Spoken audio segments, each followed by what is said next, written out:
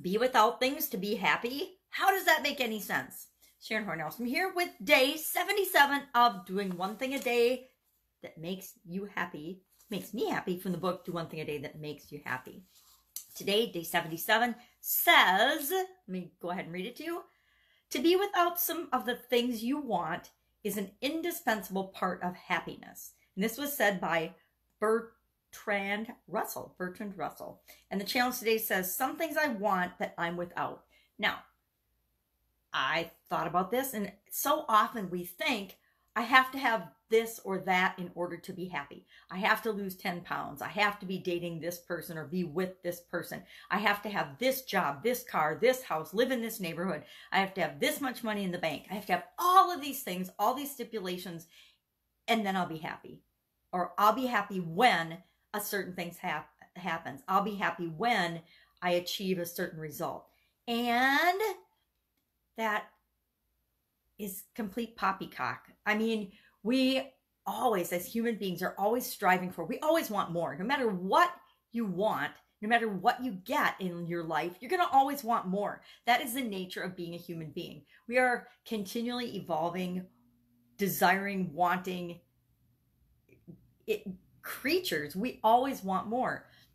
And it's the journey of achieving the things that we want that really makes us happy. It's not the actual getting of the thing that we want. Have you ever gotten a new car and you looked forward to this new car and you wanted it and you imagined it and you thought about what it would be like to drive it and the smell, the look, the feel? You went and you test drove a couple and you figured out a way to actually get the dream car that you'd always wanted.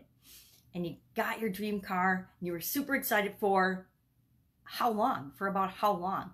I know I'm not a car person, so it's a tough analogy for me, but anytime I've ever wanted something, it was the anticipation and the excitement about the possibility of getting it that always drove me. It wasn't actually attaining the goal or getting the thing, because I'd be happy when I got the thing, but it never lasted for a really long time.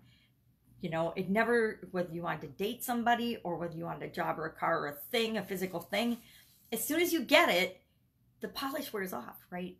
Almost right away. And then you're like, okay, well, here's the next thing that I want. Here's the next goal I'm going after. Here's the next desire that I have. And that's just inherent in our humanness to always be wanting things. So as you're going about your day and you're thinking about, oh, I want to complain about something. I wish I had new dishes. I wish I had new linens. I wish I had a new car. I wish I had a new house. I wish I lived in a better neighborhood. I wish I had a spouse that understood me more. I wish.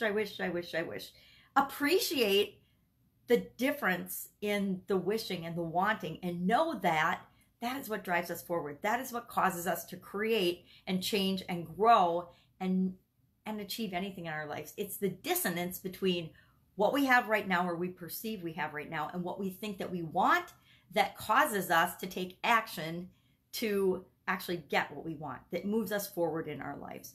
And that's what makes us happy. Happiness is actually in the journey. It's not in the actual attainment of a goal. Ask yourself, go back in your past and think about some experiences that you've had, and don't just take my word for it. Ask yourself, is this true for me? I'm pretty confident that it's going to be true for you. And I didn't necessarily believe it, but I went back and I thought about my life in the past and things I've done and the things that I want right now, because we all always want things, right? Even if you're a billionaire wants things, right? What does a billionaire want? It's different for each of us, which is what makes life so fun, is that we all get to have what we want. We all get to have different desires and different wants, and the world and the planet's so abundant. We can all have them, so we can all be happy. But we can all be happy in the journey and then be happy with what we get, and then we're going to want something else.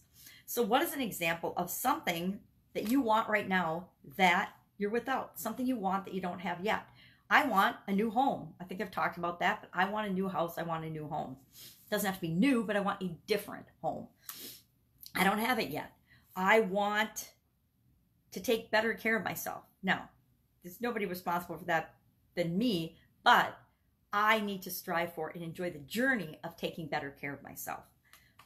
Things like that. So share in the comments below, what is one thing that you want that you don't have right now? Maybe it's $1 million in the bank.